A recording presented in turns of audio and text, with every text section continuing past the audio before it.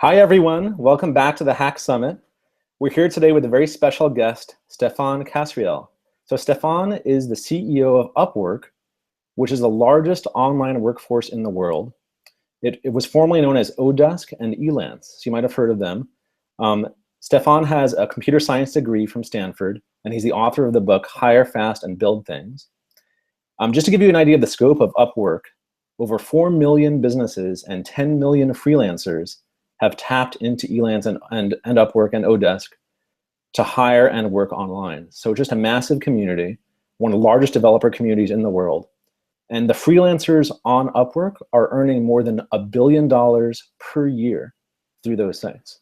So Stephane, thanks so much for taking the time out of your calendar to talk to us today. I know that you have both Upwork developers, freelancers, as well as employees tuning in today with you. So really want to acknowledge you for being here today. It's a privilege to have you here today, so thank you. Thanks for having me, and I look forward to chatting with everyone.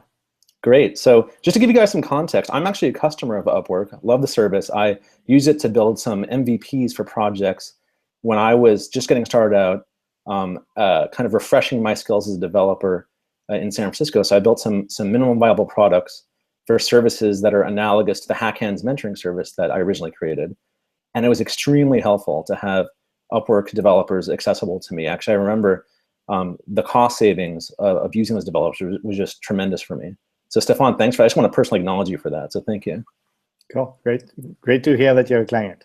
Yeah, so I'd love to just learn a little bit more about you personally before we dig into some questions about Upwork and more technical questions. So maybe you could tell us a little bit more about you and your background and maybe how you first started getting into programming yourself. Sure. Well, this goes way back. As you can tell, I've got a little bit of gray hair. I think I got my first computer back in 85 or 86. It was an Atari 800. And back in the days when you turned on your computer, all you had was a DOS prompt, and you had to essentially do something with it. And so I learned to do basic programming and then assembly, and I became kind of a geek back in the mid 80s, which at the time I was born and raised in Paris, and it was a little bit less common than here in Silicon Valley. Okay, great. And when you first started your first job, what were some of kind of your first projects that you were working on? What were the early projects as a programmer? Yeah, well, so that's way before my first job. Being a teenager, I was trying to sell my programs to, back in the days, you bought these magazines that had printouts of programs that other people would go and retype. So I sold a couple of my early projects that way. And then my first real job actually was graduating from Stanford. I started my own company, which was a one of the early web analytics companies. And so I was the CTO and first engineer and many other hats of the company. And then we grew it to about 100 employees and eventually sold it. Wow, that's amazing. I actually was one of those developers that would literally read those magazines and copy code out of it. I remember when I was a kid, I actually had this ancient computer called the ZX81. Yeah, and I would copy literally basic code out of there. And I was so proud of myself. I made a chessboard application, but I didn't understand any of the code. This is before I knew how to program. I just was copy pasting code out of a book, basically. Yeah. One of the cool things is, and this might resonate with some of the people that are online that are not native English speakers, is I learned to program before I learned English. And every programming language is in English. If then else. The most obvious things, if you don't speak English, seem a little bit crazy. And when I started learning English, I started realizing, hey, all of these words actually mean something in a human language and not just in computer language. Wow. Now, was it hard for you to learn programming, given that it was a foreign language to you at the time? Yeah, I mean, frankly, I didn't even realize that these things meant anything. So it's after the fact that I realized that it would be easier for an American kid than a French kid to learn how to program. Yeah, we've actually realized the same thing. Actually, one of the initiatives we launched this week at the Hack Summit is this project called Hack Guides, which brings that knowledge to other languages. So we're hoping that we can help that problem in the future for other countries and other languages. Cool. So tell what's really curious to me is how you go from being a programmer to being CEO of the largest online workforce in the world. That's quite a transition. What were some of the key turning points and events for you in your life in that career path? That's a great question. I think partly this is Upwork is a very technology-centered company. So, I don't think I would necessarily be a CEO at a consumer packaged goods company, right? We are a hardcore technical shop, and one where, I ran product and engineering at the company for a number of years. And when the CEO left, it was a relatively, maybe not obvious, but a relatively logical choice for the board to consider the person who had been running technology to become the next CEO. That being said, it's a journey. I'm definitely learning a lot. Mm-hmm. And along the way, was there a time where you made that transition from programmer to more of a leader? Yeah, it's been kind of back and forth, I would say. I mean, frankly, I still miss my coding days, and I have a teenage kid at home who seems to be just as interested about computers as I was at his age. So we write code together. But from a career standpoint, so I was the founder. My very first job, I was the founder of the company. And so when you're a founder, you end up, having to be at the forest and at the tree at the same time. I was writing code from time to time, and then I would also be pitching investors, the next day. And I think I've always enjoyed the diversity of being able to, be really hands-on some days and be, a little bit more elevated from it other days. Mm-hmm. And so now that all this time has passed, what is it like today? Like, what is your job like on a day-to-day basis? Oh, it's crazy. It's crazy, but it's been amazing because we're starting to be at the scale where everything we do matters, and you can see people. Even when we screw up. I mean, frankly, sometimes we have issues and we don't do the right things. But generally, when we make improvements to the experience, it really impacts hundreds of thousands of people at any point in time, and that's extremely exciting, and it's what I think keeps all of us who work at the company really engaged with what we do, even when it's difficult and stressful and a lot of work. Yeah, and I really want to make sure the audience understands the impact that Upwork has had here. So, before Upwork existed, there were aspiring programmers in other countries that didn't really have a path to making a living as a programmer. But thanks to Upwork, now they actually have that path because you created new economic opportunities that weren't there in the past. And that's, I think, one of the hallmarks of a very successful marketplace business is one that creates new economic opportunities like you've done. It's definitely what drove me to the company 4 years ago. And I think a lot of the people who work at the company today are here primarily because of the ability to have that kind of impact. Mm-hmm. Great. So let's talk about the lifestyle of a contractor. So there are some developers in Upwork that have chosen to essentially be a kind of a permanent contractor on Upwork, and that is their chosen lifestyle. And they enjoy their independence. They enjoy being a full-time kind of contractor and not necessarily having to report to someone. How do you think about that lifestyle compared to the lifestyle of being a full-time employee as an engineer? Like, what are the pros and cons? How would you make that choice if you were a developer in our audience today? Yeah, I think it's a little bit like being an entrepreneur versus being an employee. It's a mindset. Some people thrive on it, and it's not for everybody. I mean, it's an environment where you can work for the same client for an extended period of time, sometimes for years, or you end up, taking on many, many different clients at the same time and working on short-term projects with each of them. You can work from a place that is geographically close to the client, or you can be working from the other side of the world. And when you do well, which a lot of our what we call top-rated freelancers end up doing really well on the platform, typically financially, you're going to be much better off than where you would be with a local job based on where you are. And you're more in control of your destiny. You choose which clients you work with. You choose which technologies you want to work on. You train yourself. All of that good stuff. At the same time, it's not the comfort of being an employee at a company. If you're not working for a week, you're not making money for a week. And if you're not learning the skills that the market requires, then you're going to be left behind. So it's very much, an environment where people that are very entrepreneurial in nature, become incredibly successful and incredibly fulfilled. And the people that need the comfort of, a day-to-day full-time job as an employee probably will be more successful remaining employees of another firm. Okay. And then what about the issue of kind of the social aspects of working at a company in terms of the day-to-day interaction with other people versus the lifestyle of working at home and kind of working out of your apartment or house? Like, how do you think those lifestyles compare, and how can someone who is a contractor make their life blissful and get that social interaction that they might otherwise miss in a physical office? Yeah, so that's a great question, and there's no short answer to this, but I would say a few things. So one is, there's a reason why co-working spaces around the world are growing like crazy right now.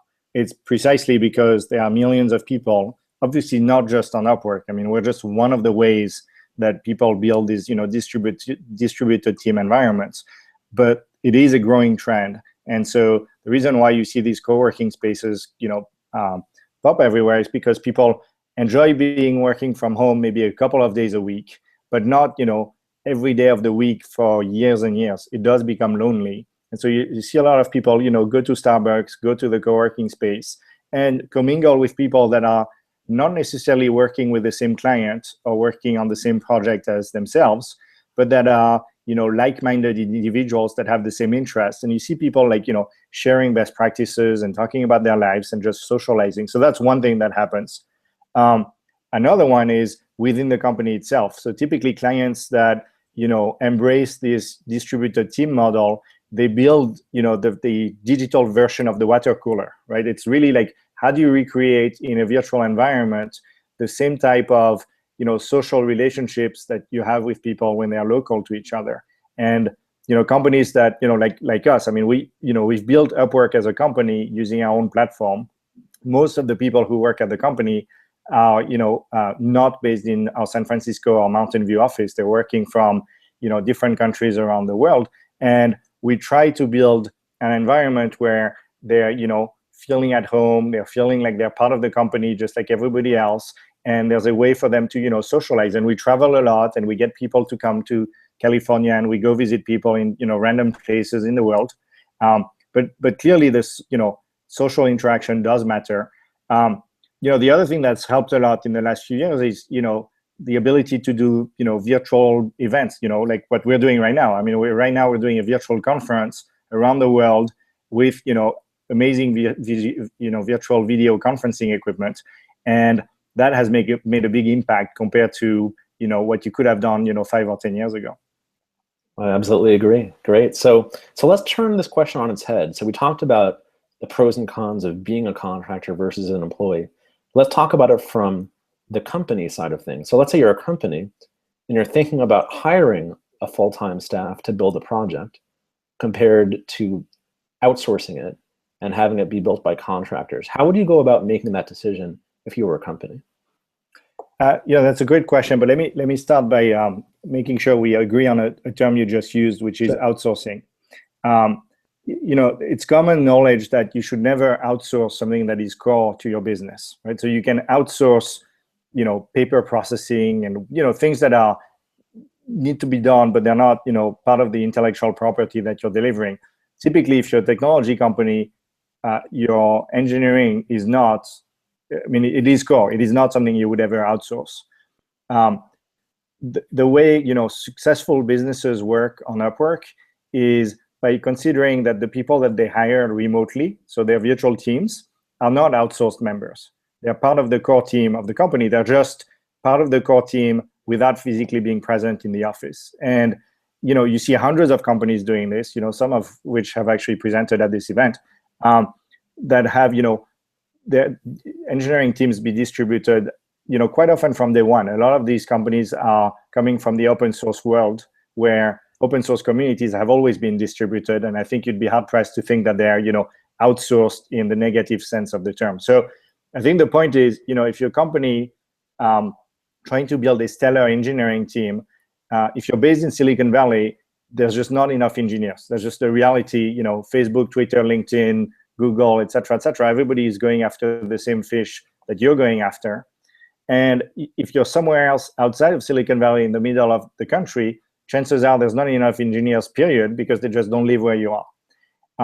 And so the idea behind this is to say, look, if you look at GitHub commits in the world, or you look at just about any statistics, there's about 10 million developers in the world. In your city, wherever you are, there's probably less than a few dozen thousands. And realistically, when you say you're hiring the best talents, but you're only hiring the best talent within 10 miles of where you live, the chances are you're just not hiring the best people. And so the idea behind this, global marketplace is to say, look, you can truly reach the best people in the world. And of course, it's still up to you to convince them that they should work for you, right? I mean, it's still very competitive. Just because there's a marketplace doesn't make it, easier for the clients to attract talent.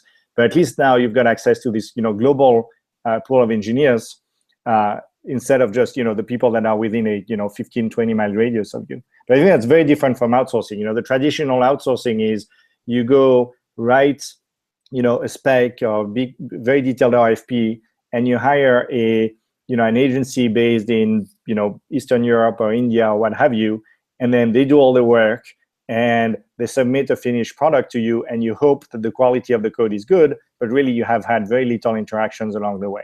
This is much more like you hire people that are part of your agile teams. They do the daily stand-ups with you. They do the sprint planning with you. They do everything they do with you, except they do it on Google Hangouts, or in our case, on our own tool that does video conferencing, instead of doing it physically on a whiteboard. That's fascinating. So this whole concept basically is you'll have a virtual team member that's kind of got a permanent spot on your team. And how long could these engagements last for? Are we talking like weeks, months, or years here? Forever. Like if you look at the first 15 engineers that started working at the company, and this was called Odesk at the time. So this is back in 2005. 12 of them still work at the company, right? So and really what's been happening is, for a lot of people who are not based in Silicon Valley, working for a Silicon Valley-based company is the best job they can get ever. I mean, there's nothing more inspiring for them than to work for some of the coolest companies in the world, because the alternative, if you live in Greece or in France, in my own home country, there's a limited number of really, really interesting jobs compared to working with companies based in San Francisco, New York, and other tech hubs in the world. Mm-hmm. That's really interesting. Wow, I love that paradigm actually of a permanent team member. There's a lot of startup companies in San Francisco that they'll try to have a very small kind of MVP be built, and in fact I've done some of that myself. But then the challenge becomes, if you're fundraising and you're trying to attract investors, and the team is only temporary, it's kind of hard to get that done. But this concept of kind of a permanent virtual team is really interesting. Yeah, and it's it doesn't have to be all black and white, right? You can have a mix. What you said about MVP is also true, right? We do have many clients that use us as a as you called it, outsourcing vendor, right? Where the core team will be local. It's going to be employees. It's not going to be contractors. But you have this new feature that is requested by a client, and you're trying to create a prototype for it just to make sure that there's demand for it or what have you. And in that scenario, your local team doesn't have the bandwidth to do it, and you're going to have a team of freelancers that know your code base, have worked with you in the past, and they're going to work with you just for the duration of that project. So it doesn't. I mean, I guess the point of this is it's a lot more flexible than a traditional work environment where it's binary. You're either employee or not employee. Here it can be and you see this a lot, relationships between clients and freelancers. Some of them are billing continuously for a long time. Others will be billing a lot of money for a few weeks because there's a deadline and there's a really big project going on, and then being very quiet for a few weeks or a few months and then starting again. And do you ever, and this is I'm just curious about this, do you ever worry if a company might try to disintermediate the marketplace for a long-term engagement? So I worked at eBay for a number of years, and I've had a chance to work with many other marketplace companies. Everybody has that worry. Does it happen? Yes. Do we like it? No. At the same time, the business is thriving. We're trying to, essentially what happens is if you create enough value for the two parties in the relationship, the client and the freelancer, then they'll stay with you for as long as they need to stay with you. If you stop creating value and delivering value to people, then there's no amount of carrots and sticks that's going to keep them on the platform. And so a big part of what we do from a product development standpoint is really making sure that we add value throughout the relationship such that we deserve the fee that we take. That makes a lot of sense. Great. Okay, so so let's talk about how to make these projects really, really successful. So, so for a lot of folks out there who may be doing traditional software development where it's all a local team, and they're interested in exploring the idea of having a semi-virtual team or a fully virtual team, how do you think they should deal with issues such as, for example, let's tackle the issue of time zones. So you got folks in different time zones, sometimes quite different time zones collaborating. How can they make that work, and how can they make sure that it's not crazy hours where they're up at the middle of the night, that kind of stuff? What do you suggest? Yeah, well, so it's a very long topic, and as you mentioned earlier, I actually wrote a book about this. It's called Hire Fast and Build Things. You can get it for free on our website, or you can get it on Amazon for, I can't remember, $2 or $3. So there's a series of best practices here. I would say it's not that unfamiliar for a lot of people as one might think, because a lot of us have contributed to open source projects before. And if you've contributed to an open source project, you've worked in a distributed team environment, and you've seen the tools. Git was created, precisely, when Linus created Git, it was precisely because he had a distributed team, and he felt like the source control systems of the time were not particularly well designed for distributed teams. There's a ton of best practices out there, which I've tried to consolidate in that book that I wrote. But essentially, I would say, just to keep things simple, I would say, one, make sure you hire the best people. There's even less excuse or even more reason to go hire the best of the best when you're hiring globally than when you're limiting yourself to local teams. And that includes, the best technical people, but also people that are entrepreneurial and can, figure things out on their own, and people that are really passionate about what you do. A lot of team communication works better when people are emotionally really engaged and intellectually really engaged in the project, and not just there to collect the paycheck, right? So I would start with that is, hire the really best of the best. And that includes, putting the same process in place for hiring remote team members as you would for local team members. Just because you can technically hire somebody on our site with one click of a button doesn't mean that you should, right? You should interview these people. You should have multiple rounds of interviews. If they're going to be working with you for an extended period of time, why would you make it, why would you have the bar be any lower for the remote people compared to the local people, right? So I would say do the same things you do as local people would be probably one of the best practices. And then on top of that, add, extra steps to make sure that the remote team members are successful. So make sure that they are treated equally to the local team members. Communicate with them frequently. If you have daily stand-ups with your team, make sure that they're part of the daily stand-ups. Make yourself particularly available to them. And as it relates to time zones, build agile teams where time zones are compatible with each other. In our case, most of our engineering team is either in the US time zones, North America and South America, or it's in Central and Eastern Europe. We, have a few people in, in Asia. We have a couple of people in New Zealand, but they need to be willing to work on a time zone where there's enough overlap between people. Mm-hmm. Okay, great. And then let's talk. So we talked about time zones a little bit. So now let's talk about how to overcome cultural and language differences. So for contractors who are not native English speakers, but do have a basic grasp of English, how can you ensure from kind of a project management perspective that things are done properly and that you can reduce risk in your projects? Yeah, I would say that's part of the interview process, right? I mean, when I look at, how we interview developers in our own team, people that are going to work, on the Upwork software itself, before we even get to like the technical interview, there's three sets of things that we try to assess. One is, can I communicate with you? Is your level of English good enough that, we can have a good conversation together? Two is, do you have the right equipment in place? Is your bandwidth connection good enough that we can work together? I'm currently in a hotel. I'm in the US, in Phoenix, and clearly the bandwidth sucks, right? Imagine what it is on the other side of the world. And then three, in our case, is are you interested in working with us essentially exclusively? You're not going to be working with another client for an extended period of time, because we're not interested in, having people in our engineering team working only 5 hours a week and, working on 5 different things at the same time. And that's our requirement. I mean, not everybody is going to be the same.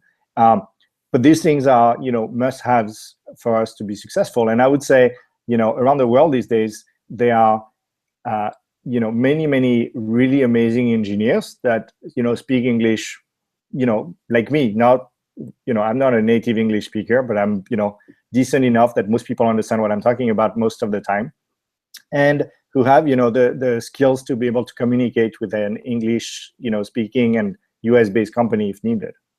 Mm-hmm. Makes sense. Okay, and let's before we go to the audience questions, we'll take another one from me here. So you guys, you got a fairly advanced software platform internally at Upwork.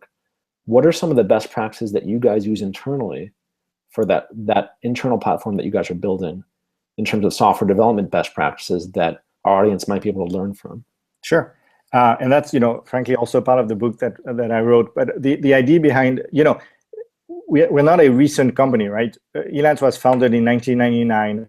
Odesk was founded in 2004. So obviously, like any company that's a decade old, we have tons of legacy software. And what I'm going to describe is not, where we were, it's where we're going, and it's still a journey, right? But we have a microservices, based architecture that's running on Amazon. And we've broken the engineering team into about 20 different agile teams. So there's, between product and engineering, there's about 350 people in the company. And so it's about, 20 different agile teams of, let's say, 15 people each, with, a product owner, a designer, a tech lead, and then, any number of developers with different skills. And we try to keep the agile teams operating as independently of each other as possible, so that, we don't have to do joint sprint planning all the time. And we try to design features in such a way that they only involve, one or at most 2 teams at any point in time. And then after that, it's what you would expect from a fairly modern shop where, we do continuous integration and continuous deployments. Each team is in charge of its own stack and its own services. So each team owns, a certain number of services. And typically, the services are released independently of each other, and they can roll back independently of each other. And we try to keep things kind of, lean and mean with multiple releases per day. And that's kind of, how the modern stack is being built. There's still tons of legacy old code that, unfortunately is not being designed that way. But progressively, we are, transitioning from the old code base into the new one. Great, thanks. So let's go to the audience for some questions. Then we'll move on to some other topics later. So the number one question with 131 votes actually is how to get started at Upwork. Any tips on how to overcome anonymity in the marketplace? So I guess this question might also be pointing to how do I even get gigs on Upwork? Yeah, and it's tough. I mean, I guess fundamentally, it's a very competitive marketplace, and every day there's about 10,000 people who sign up as a freelancer on the website, and only about 2% of them are going to get a job, right? And that's just the reality of the labor market in the world. Nothing that we can really do something about. What we try to do is to make sure that the people that have the most potential be successful and get jobs really quickly. And we have this program on the site called Rising Talents, where you get a specific badge on your profile if our data science system believes that the odds of you becoming really successful and becoming what we call top rated are high, right? And so very early on, we try to get you to do skills tests. I mean, just step back. I mean, what you should do is write the best profile you can, have a very clear description of what you know how to do and, what you're interested in. Put as much, information there as possible. Make sure that you state your work history. Make sure that you state your education history. If you have a GitHub account or if you have a Stack Overflow account, we let you, link those to your Upwork account. And then you can take skill tests. We have a platform where there's about 1,000 different tests. We do a few 100,000 hours a month of testing on the platform. take those tests. All of these things are signals that go into the data science algorithms, and the system will try to use that data to predict whether you're going to end up being successful, in which case we really want you to get a job pretty quickly, or if we don't think you're going to be successful, in which case, frankly, you're probably just not going to be successful on the platform. Beyond that, I would say have grit. It's just like anything in life. The beginning is hard. You're going to have some learning experiences. But if you keep at it and you get, your first job is going to be harder than the second one, and the third one is going to be easier than the second one, and it gets better and better. What you have after a while is, the top-rated population, which are the freelancers that, for a lot of them are essentially full-time on the platform. That's all they do. And if you talk to them, a lot of them will say, yeah, I'm doing this because I've got the best job in the world, and I, frankly, make a lot more money than I did before.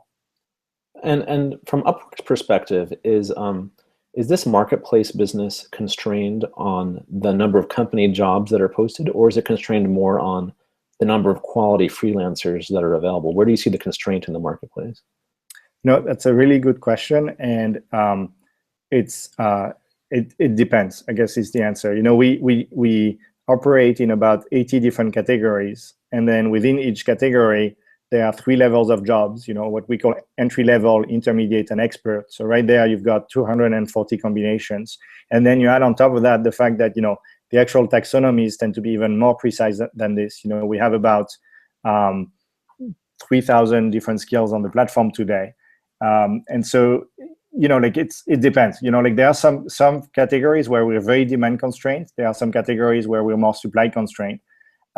But I would say overall, the challenge for new freelancers is not, how constrained you might be on one side versus another. It's the fact that there's very little signal for a client to evaluate you versus another person. And that's what we try to alleviate by allowing you to have very rich profile information and to give badges to people that we think are going to be really successful. Great, thank you. All right, so we'll take one more audience question, then we'll go back to the main fireside chat. So the next question is, how can you make Upwork attractive to workers in first world nations who have higher income expectations? And I guess what's being alleviated to there is, or alluded to, is the idea of is that there may be a project budget significant differences between what someone in a third world nation may be willing to accept versus a first world nation. So how can first world nation independent contractors compete on Upwork? So let me first maybe debunk the myth. The US is our #1 country on both the client and the freelancer side, right? So this is not a site for what you call third world countries. That being said, it's a global marketplace, right? It's a global meritocracy. If what you do is highly differentiated, so let me step back. The whole thing about local and remote, having somebody sitting next to you is easier than having somebody in another state. And having somebody in another country is even harder than somebody in another state. So clients, tend to have a preference for freelancers based in their own country. And given that the US is our #1 client market, it's not a surprise that it's also our #1 freelancer market.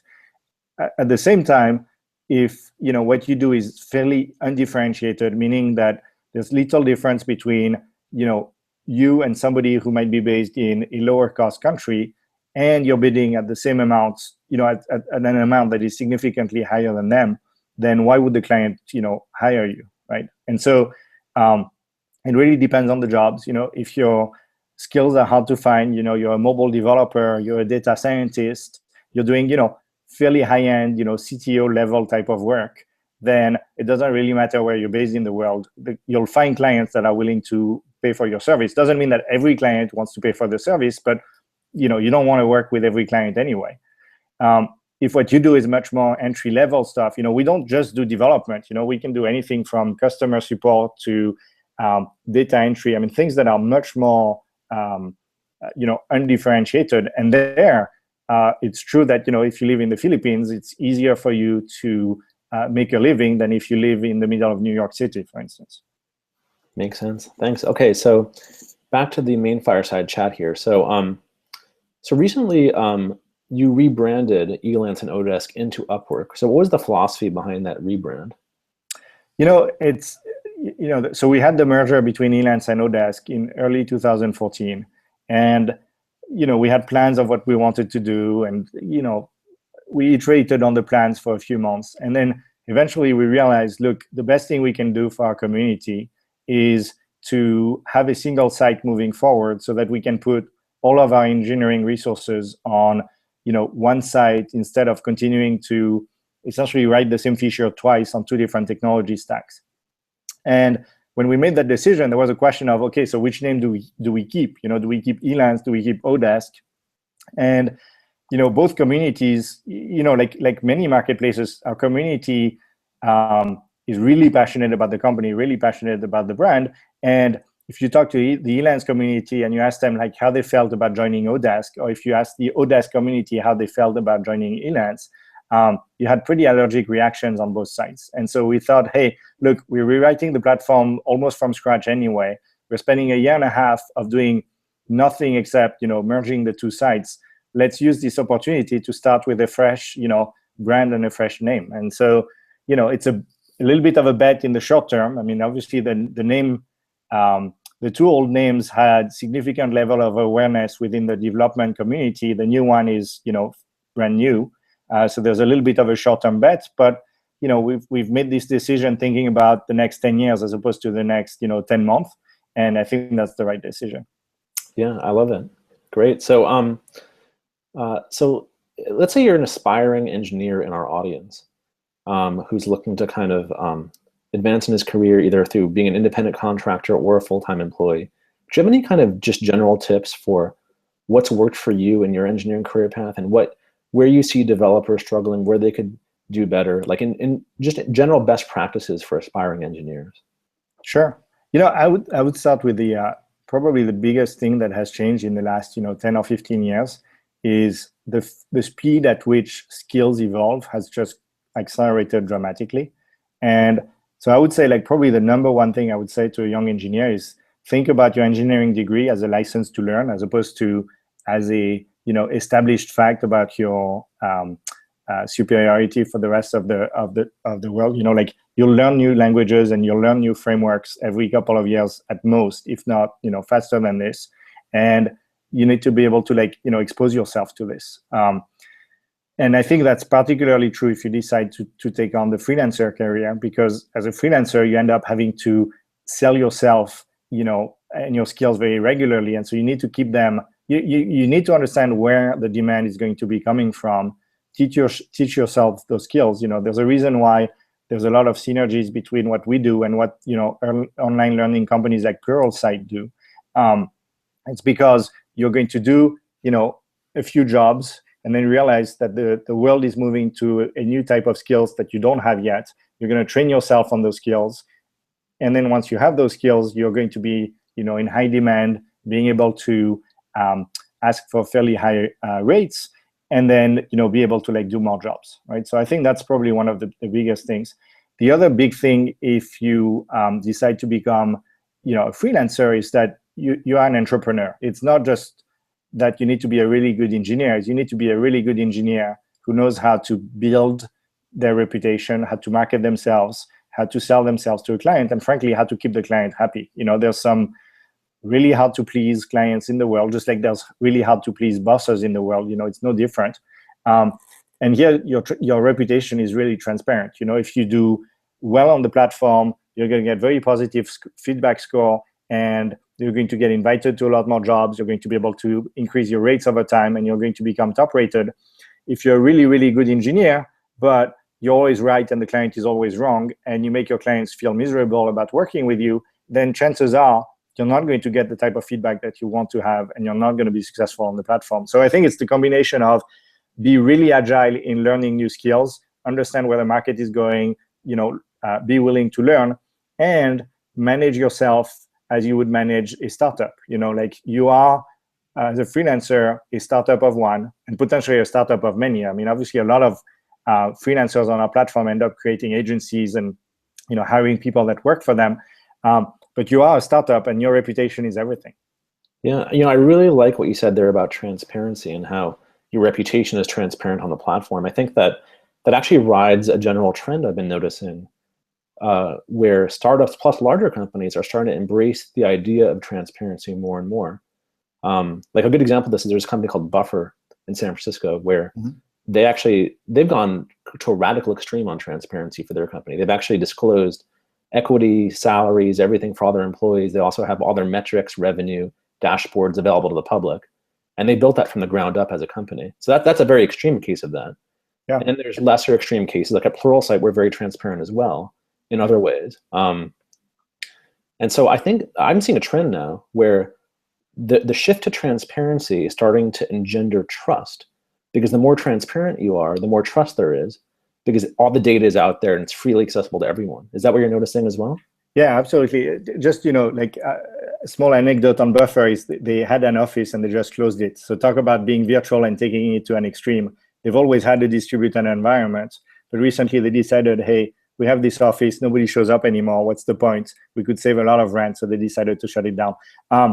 But to your point about transparency, I think this is a really old problem. It's just starting to really appear right now. There's a Nobel Prize in economics called Ronald Coase, who in the 1930s wrote a series of research to understand why are companies deciding to hire employees and put them in their office instead of having more contractual relationships between the business entity and the people who work there. And the finding of the research, essentially what he got his Nobel Prize for, was this idea of transaction costs. The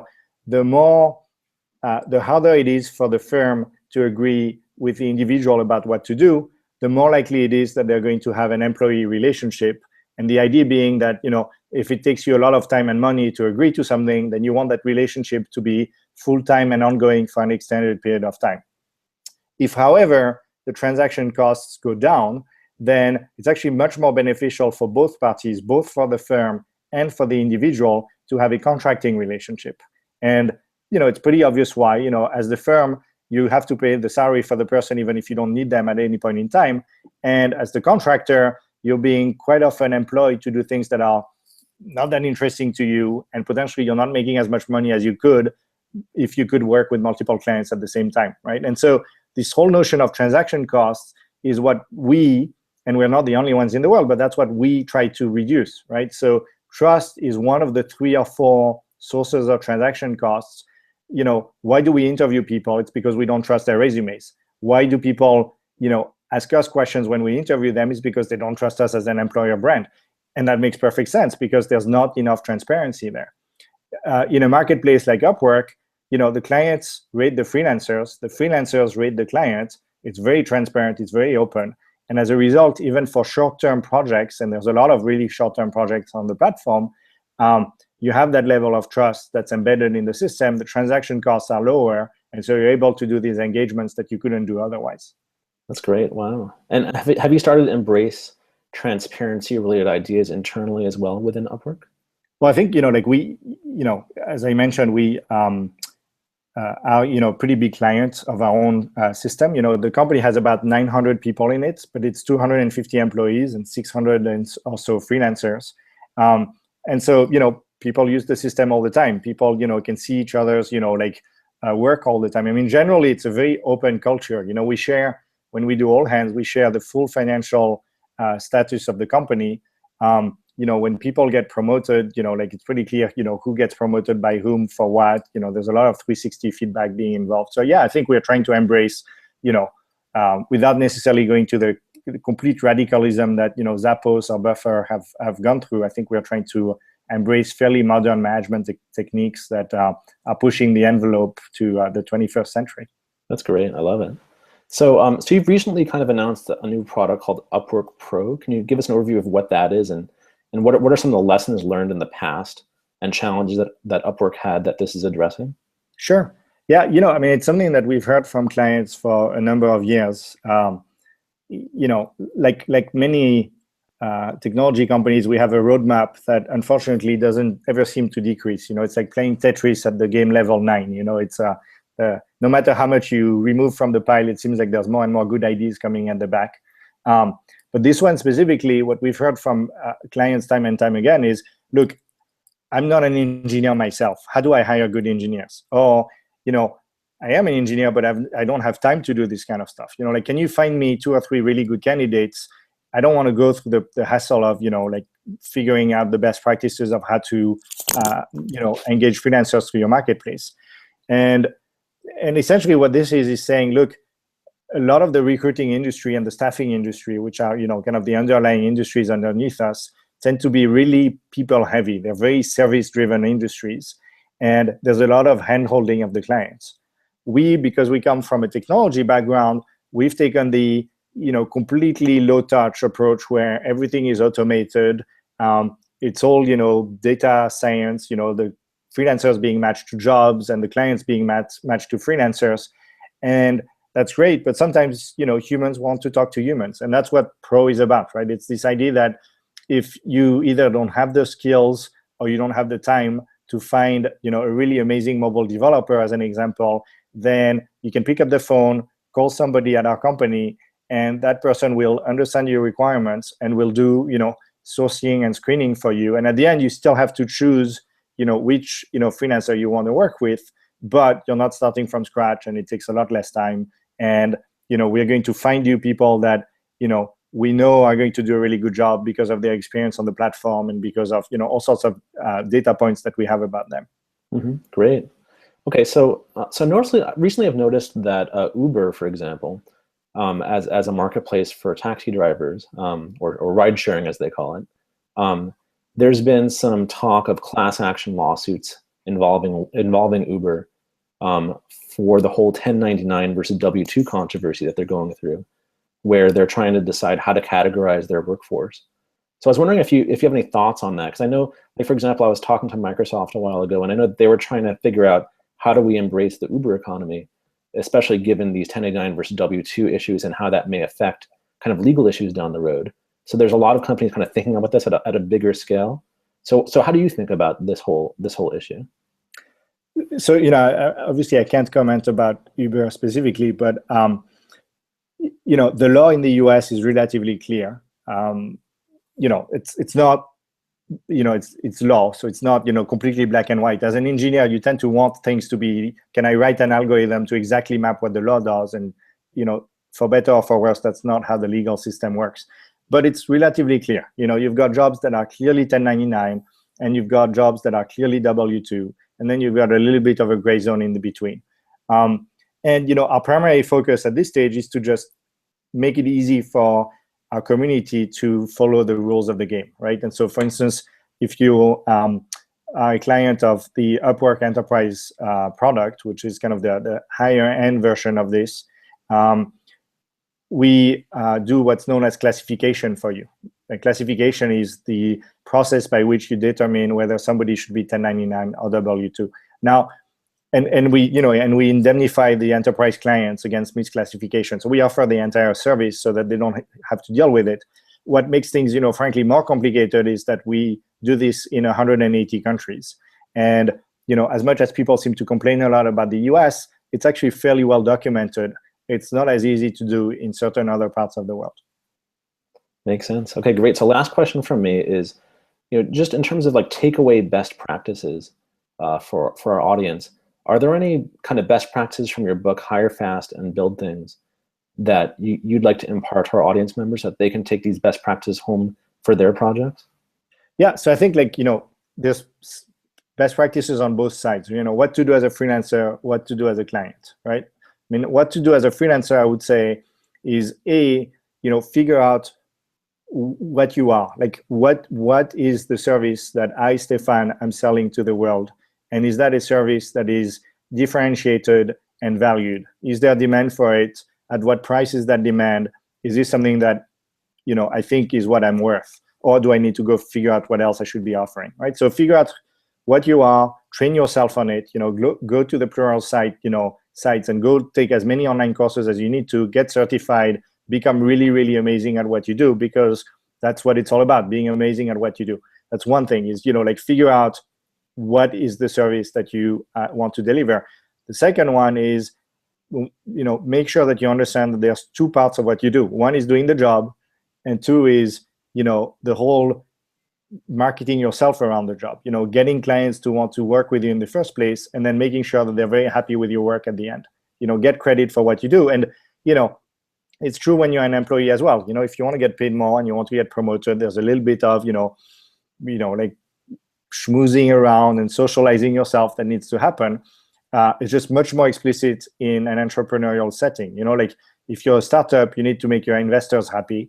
If you're a freelancer, you need to make your clients happy, right? And I would say, to keep things simple, that's what the freelancing economy is about. It's like figuring out what you're really amazing at, that is in high demand, such that you're going to be able to get really high rates for it, is number one. And number two is make sure you deliver it in a way that generates high customer satisfaction. So that's the freelancer side. The client side is, like kind of the opposite of it, which is figure out what you need to get done and then figure out what is the best engagement model for it. And, I don't think that the 100% distributed team model necessarily works for everybody, but I think most companies are extremely far from it. And I'm pretty sure that the 100%, on-site full-time employee model doesn't make any sense anymore. This is something that got created in the 19th century when people had to go to the factory floor to assemble, the pieces together.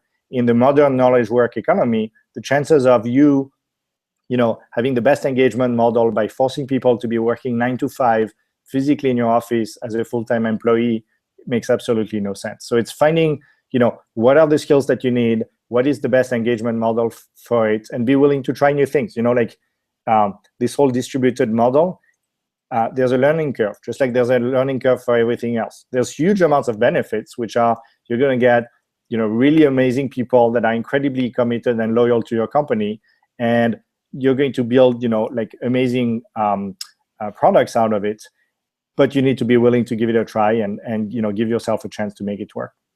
That's very well said. And just to complement what you just said there, I'm also a big fan of virtual teams. In fact, I run a virtual team right now at Pluralsight. And prior to this, the previous startup, Hack, which is a mentoring marketplace, also marketplace business for programmers to mentor each other, that was also a virtual team. And the way that we kind of saw it is that it was a very easy decision for us to be virtual, because we saw the cost of hiring local developers being extremely high in downtown San Francisco. We also saw that there was just not a lot of talent available that was at the quality level that we were looking for. So we want to take geography out of the picture.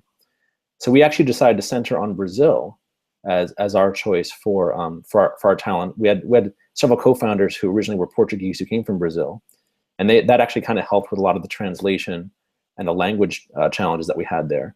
And it was just a huge success for us. I mean, we had developers working for us at a fraction of the price, at very high quality levels, on a similar time zone. And I would not do a startup any other way these days. So Stephane, I really want to thank you, because it's thanks to your team's efforts and your efforts that you brought new economic opportunities to developers around the world. You created lifestyles for developers that wouldn't normally have those opportunities. So it's really a tremendous success. So really learned a lot from you. Thanks for being here today. Really appreciate your time. Awesome. Thanks a lot. Great. So guys, just to wrap up here, if you, by the way, Stephane, are you available for a few minutes to take questions from our audience? Sure. In a Hangout afterwards? Great. So then I will paste the Google Hangouts link for audience members to join after we conclude Stephane's broadcast. And just last couple points here is, if you enjoyed Stephane's talk and you learned something today, then consider making a donation to our coding nonprofits by clicking the button on your screen.